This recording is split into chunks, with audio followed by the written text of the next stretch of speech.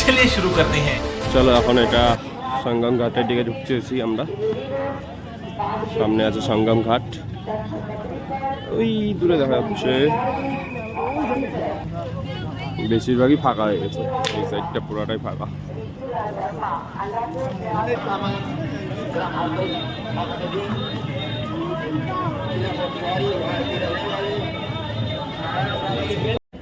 প্রচন্ড রোদ, মারাত্মক রোদ। আর শিবরাত্রি অনুসারে যেরকম ভিড়টা হওয়ার কথা সেরকম ভিড়টা এখনো দেখতেছি না। সামনে দেখাই, হাতি তো চিড়িয়াখানায় দেখছিলাম, এবার আবার বাইরেও দেখে নিলাম। মহাকুম্ভে হাতেও আসছে। মোটামুটি ফাঁকাই, বেশিরভাগই ফাঁকা। তো এটা পুরাটাই সঙ্গম ঘাট, এটা এদিকে। চলো যাই প্রথমে। ওয়াও, উঠ বাবা, প্রচুর ভিড়। এদিকেও যেরকম ভিড় আছে এই সাইডটাও ভিড়, আর নদীর ওই পারটাও প্রচুর ভিড়। তো শিবরাত্রির সাই স্নানের সময় 11:04 দিকে। তো প্রথমে ভাবলাম একটু ঘুরে আসি, তো এই সাইডটা ওখানে ঘুরে আসি। চলো দেখাই। তো দাদারা এখন একটু বিশ্রামাগারে একটু বিশ্রাম করতে ঢুকলো, আর আমি একটু ত্রিবেণী সঙ্গমটা দেখাই নিয়ে আসি তোমাদের। চলো।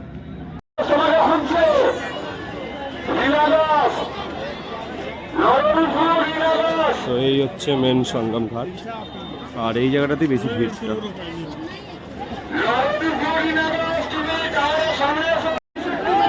প্রচুর ভিড়, মেন সঙ্গমে প্রচুর ভিড় আছে, আর ওই প্লেসটাতেও প্রচুর ভিড় আছে।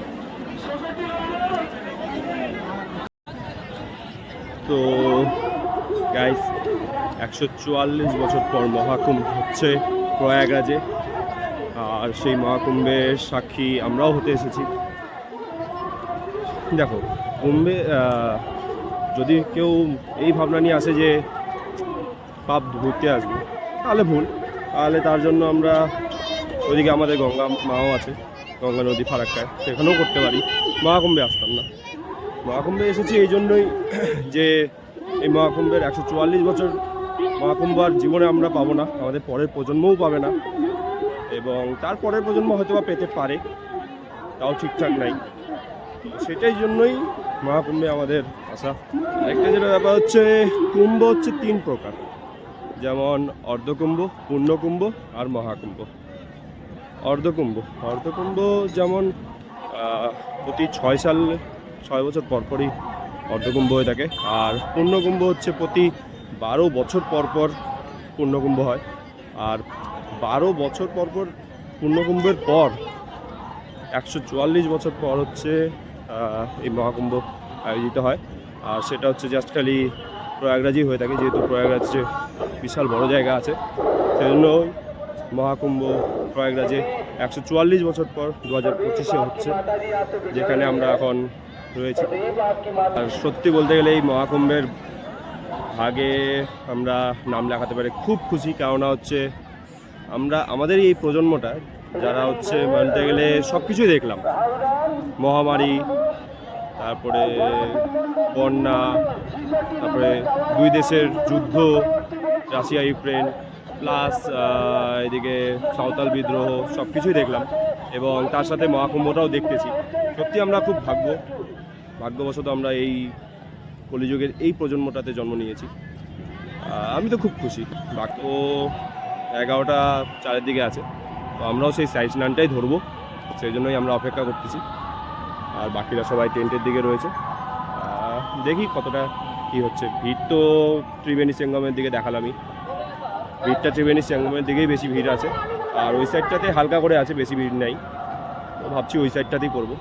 চলো প্রথমে আমরা ওখানে যাই যেখানে দাদারা রয়েছে। চলো। এই রাইডাররা এখানে টেন্ট লাগাই দিয়ে পুরা বাইক ঢুকায় রাত কাটায় নিছে, এটাই ভালো করেছে। এখন জায়গাটা পুরাটাই ফাঁকা হয়ে গেছে বলতে, এরা এখানে একদম পুরা গল্প বসায় দিছে। আমি একটু ঘুরে টুরে আসলাম। এখানেই হচ্ছে আগে বিছনাগুলো দিয়েছিল, যেখানে 200 টাকা করে থাকা যেত। লে কি নিয়েছিস তুই? এটা এখন এখন এটা নিলাম, একটু করে একটা বাটি কিনবো, তিলক গুলবো, সবার মাথায় লাগাবো, 10 টাকা করে নিবো, প্রচুর ইনকাম হবে। हमारे यहाँ ऐसा ही होता है। এটা ভালো বুদ্ধি তো, এটা আগে থেকে করতিস। না, আমরা লাস্টে আসছি, শেষ মুহূর্তে এটা আমাদের দরকার। 8 দিন থাকবো, 8 দিন। 8 দিনে কত টাকা হবে? তো আসবেই লক্ষ্মী না, 10,000, 10,000। তাও তো লোক আসবেই। এটা একটু বাজায় দে, একটু বাজায় দে।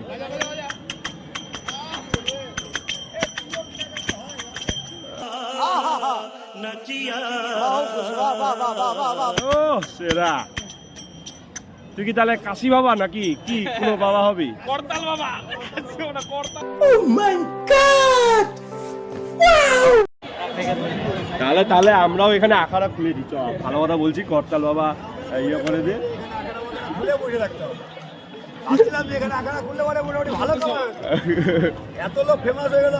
হ্যাঁ, আমরাও হয়ে যাবো, কোনো ব্যাপার আছে, ঠিকই হওয়া যাবে। হ্যাঁ, আরামসে।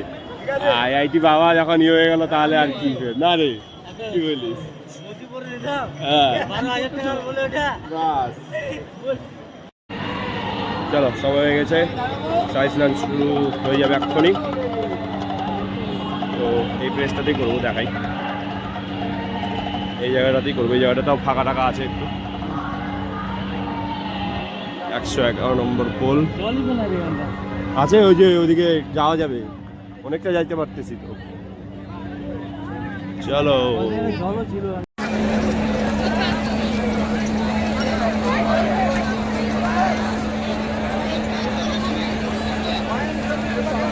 এই জায়গাকার সঙ্গমটা একটু ফাঁকা আছে, ওদিকেও ভিড় আছে, আর ওইদিকেও ভিড় আছে, প্লাস ওইদিকেও ভিড় আছে।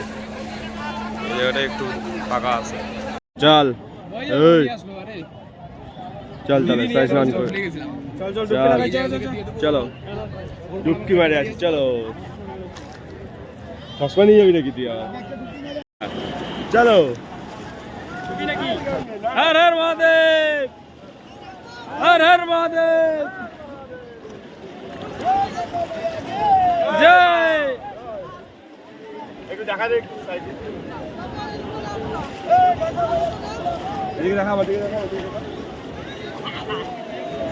শাহী স্নান অনুসারে আজকে অনেক ভিড় কম আছে, প্রচুর ভিড় কম আছে। এতটা এতটা এতটা টাকা হয়তো বা আদার্স কোনো শাহী স্নানে ছিল না। আজকে যেহেতু শিবরাত্রির শাহী স্নান, আলাদাই ব্যাপার। একটু ডুবকি মাজা, শাহী স্নান। জয় মা গঙ্গে, জয় মা চৌরামা, জয় মা সরস্বতী।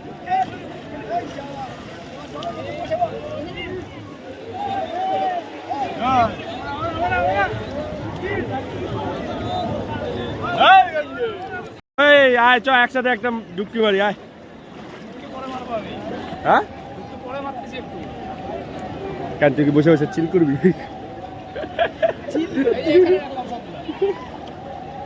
তো জুতাটা ওখানে দিয়ে আসছিস? গঙ্গে, গঙ্গে। এই ইতিহাসে যে সাক্ষী হতে পারলাম, 144 বছরের যে মহাকুম্ভ, এটা সাক্ষী হতে পারে, আমি খুব ভাগ্যবান মনে হচ্ছে। চলো, এবার বাকিটা হচ্ছে স্নান করা যাক। ফোন টোন এবার একটু রেখে দিই, বাকিটা ঠিকঠাক করে স্নান টান করে নিয়ে তারপরে উঠে নিয়ে দেখাচ্ছি। চলো, আমাদের সকলেরই স্নান কমপ্লিট, আর টিকা লাগানো কমপ্লিট, জল নিয়েও রেডি। স্নান টান কমপ্লিট হয়ে গেল। এখন যাওয়া যাক হোটেলে, হোটেল থেকে খেয়ে দিয়ে নিয়ে তারপরে বেরোতে হবে কাছের জন্য। ত্রিবেণী সঙ্গমে মেন বলতে গেলে হচ্ছে গঙ্গা, যমুনা আর সরস্বতী নদীর মিলিত স্থান, যেখানে হচ্ছে গঙ্গা সরস্বতী রিভারকে মাটির নিচ দিক দিয়ে দেখা যায়, যেটা আমরা মানাগ্রামে দেখেছিলাম। মানাগ্রামে যেখান থেকে বের হয় এবং মাটিতে পাতালে চলে যায়, পাতালের নিচ দিক দিয়ে গেছে, সেই জন্য ত্রিবেণী সঙ্গম এখানে বলা হয়। আর হচ্ছে গঙ্গা নদীতেও আমরা দেখেছি, একাতেও ইয়ে করেছি, হরিদ্বারেও আমরা স্নান করে নিয়েছি। এবার চলো, এখানে তো সরস্বতী রিভারটা দেখা যায় না, ওটা মাটির নিচ দিক দিয়ে গিয়েছে যেহেতু, এই জন্যই এটা হচ্ছে ত্রিবেণী সঙ্গম। আর এখানে স্নান করাটা অনেক ভালো। সমুদ্রের জাহাজ না, বালির জাহাজ, বালির জাহাজ।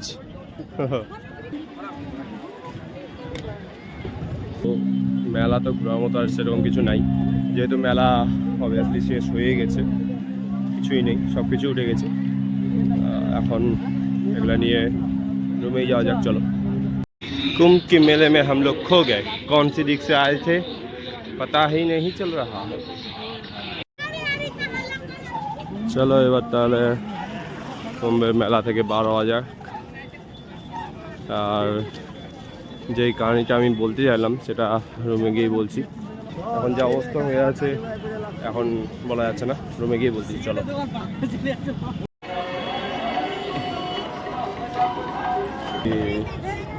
বাবা এখনো মেলাতে আসেই, দাদা বাবা।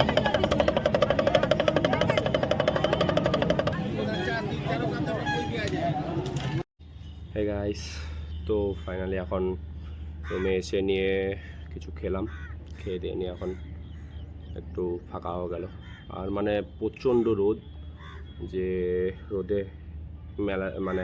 মেলা থেকে হোটেল আসতে একটু অবস্থা খারাপ করে দিল। আর সাথে এত বড় বড় জলের বোতল ছিল, ওই জন্যই। তো যেই তথ্যটা আমার জানানোর ছিল সেটা হচ্ছে মহাকুম্ভ মানে ব্যাপারটা কি, মানে অনেকেই আমাকে জিজ্ঞাসা করেছিল যে মহাকুম্ভটা কি জিনিসটা। তো কুম্ভ কথাটার অর্থ হচ্ছে কলসি বা মটকা যেটা বলা যায়। তো এটা ঠিক হয়েছিল হচ্ছে সমুদ্র মন্থন থেকে, যখন একদিন ঋষি দুর্বাসা দেবরাজ ইন্দ্রের সাথে দেখা করার জন্য স্বর্গের পথে যাচ্ছিল। তো স্বর্গের পথেই দেবরাজ ইন্দ্রের সাথে দেখা হয়ে যায় তার। এবার হচ্ছে দেখা হয়ে যাওয়ার পর তিনি আনন্দিত হয়ে নিয়ে ঋষি দুর্বাসা একটা মালা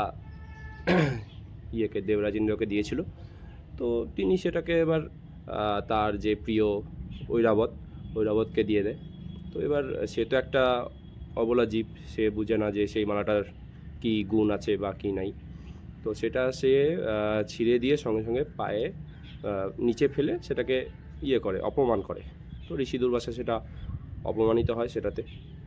আর তখন হচ্ছে ঋষি দুর্বাসা ক্রোধিত হয়ে নিয়ে দেবরাজ ইন্দ্রকে অভিশাপ দেয় যে তুমি আমাকে অপমান করার জন্য তুমি তোমার সব যশ খ্যাতি, তোমার শক্তি, তোমার দেবরাজের পদ সব কিছুই তুমি হারাবা।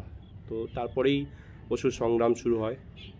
অসুরের আক্রমণে দেবরাজ ইন্দ্র নিজের দেবলোক ছাড়তে বাধ্য হয়, এবং প্লাস সব দেবরাজ ইন্দ্র এতই শক্তিশালী যে দেবরাজ ইন্দ্র হেরে যাওয়ার জন্য সমস্ত দেবতাই শক্তিহীন হয়ে যায়। দেবরাজ ইন্দ্র যখন নিজের সব শক্তি হারিয়ে ফেলে এবং তার দেবরাজের পদও হারিয়ে ফেলে, তার সাথে সাথে সব দেবতারাই নিজের ক্ষমতা শক্তি হারিয়ে ফেলে, এবং তখন তারা সবাই মিলে নারায়ণের কাছে যায় এবং তাকে জিজ্ঞাসা করে যে প্রভু, আমরা এখন কি করলে নিজেদের শক্তি আর নিজেদের যশ খ্যাতি ফিরে পাবো। তো তখন নারায়ণ বলে যে তোমাদেরকে সমুদ্র মন্থন করতে হবে। তো তখন অসুরদের সাথে মিলিত হয়ে নিয়ে সমুদ্র মন্থন করে, এবং সমুদ্র মন্থন থেকে যে অমৃতের কলস বেরিয়ে আসে, সেই কলসের থাকা অমৃত প্রথমে কে পান করবে সেই নিয়ে অসুর আর দেবতাদের মধ্যে আবার যুদ্ধ শুরু হয়। এবং অসুররা যাতে সেই অমৃত প্রথমে না পেয়ে যায় সেই জন্য তখন সেটা নারায়ণ রূপ ধরে সেই কলসটাকে সেখান থেকে সরিয়ে দেয়, এবং সরিয়ে নিয়ে যাওয়ার সময় তখন হচ্ছে ভারতবর্ষে 4 জায়গায় এই অমৃতের কিছু ফোঁটা পড়ে, 4 জায়গায়, যেমন হচ্ছে হরিদ্বার, প্রয়াগরাজ, নাসিক, উজ্জয়ন। তো এই 4 জায়গাতেই মহাকুম্ভ কুম্ভ মেলা করা হয়ে থাকে। এবং কুম্ভ মেলাটা যে করা হয়ে থাকে সেটা হচ্ছে চন্দ্র, সূর্য আর হচ্ছে বৃহস্পতির অবস্থান দেখে নিয়েই করা হয়ে থাকে। আর এই যে এখন যেমন প্রয়াগরাজে মহাকুম্ভ হচ্ছে, এটা 144 বছর পর হচ্ছে। আমরা 144 বছরের মহাকুম্ভের যে আমরা সাক্ষী হতে পারলাম, সেটার জন্য আমি খুবই খুশি। কেননা আমাদের পরের প্রজন্মও দেখতে পারবে না, আর তারপরের প্রজন্মও দেখতে পারবে না। হয়তোবা আমার এই ভিডিওটাও প্রমাণ হিসেবে থাকবে একটা।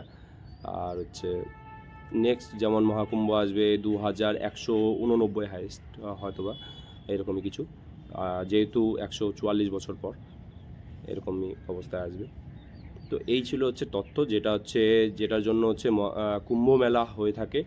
আর হচ্ছে কুম্ভ শব্দটার মানেটা কি, কুম্ভ শব্দটা মানেটা এটাই, কলস বা হচ্ছে ঘটি টাইপ, যেটা মানে যেই ঘটি থেকে অমৃতর ফোঁটা এই 4 জায়গায় পড়েছিল, সেখান থেকেই কুম্ভ মেলা এখানে হয়ে থাকে। এটাই হচ্ছে, এই তত্ত্বটাই আমার জানানো ছিল সকলকে, যেটা অনেকেই জানতো না, অনেকেই আমাকে জিজ্ঞাসাও করেছিল। তো সত্যি আমি খুবই খুশি। আমি চলো এখন বেরোতে হবে এখন। তো চলো ফাইনালি এখন প্রয়াগ থেকে বেরোচ্ছি, প্রয়াগ থেকে বেরোচ্ছি। সাইড স্নান আমাদের কমপ্লিট। এই মুহূর্তে আমরা এখন গাড়িতে প্রয়াগরাজ থেকে বেরোচ্ছি। একদম। চলো এখন বারাণসী যেহেতু ঢুকা যাচ্ছে না, সোজা প্রথমে এখন বাড়ি যাই, পরে এবার দেখা যাবে।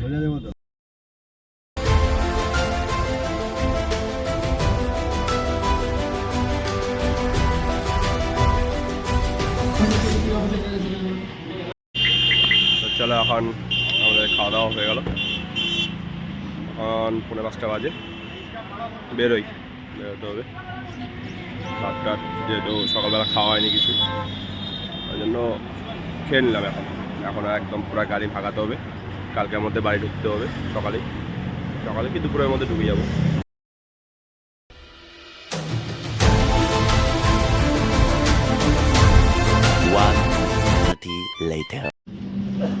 তো গাইস ফাইনালি এতক্ষণ গাড়ি টানার পর এখন খেতে হবে, খিদা পেয়ে গেছে, সেই তখনই খাওয়ার পর।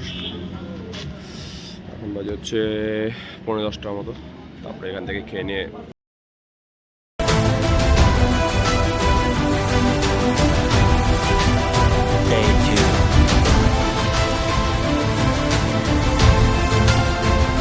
A few inches later.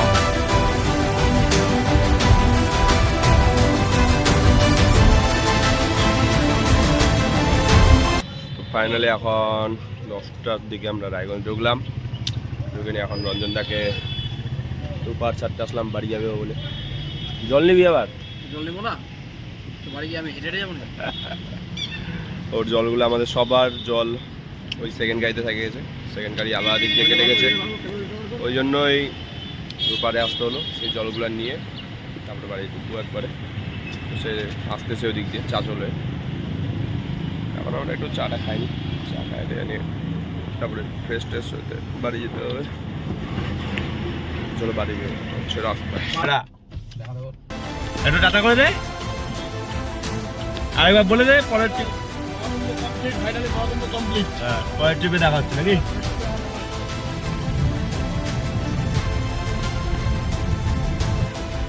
Finally guys এখন আমরা বাড়ি পৌঁছালাম। কালকে রাত্রে গাড়ি জার্নি, প্রচণ্ড টায়ার্ড হয়ে গেছি। চলো প্রথমে ফ্রেশ ট্রেশ হই। আর আজকের মতো ভিডিওটা আমি এখানে শেষ করতেই, যদি ভালো লাগে থাকে তাহলে লাইক কমেন্ট শেয়ার করে দিও। আর ফেসবুক পেজ থেকে দেখে থাকলে অবশ্যই ফলো করে দিও পেজটা।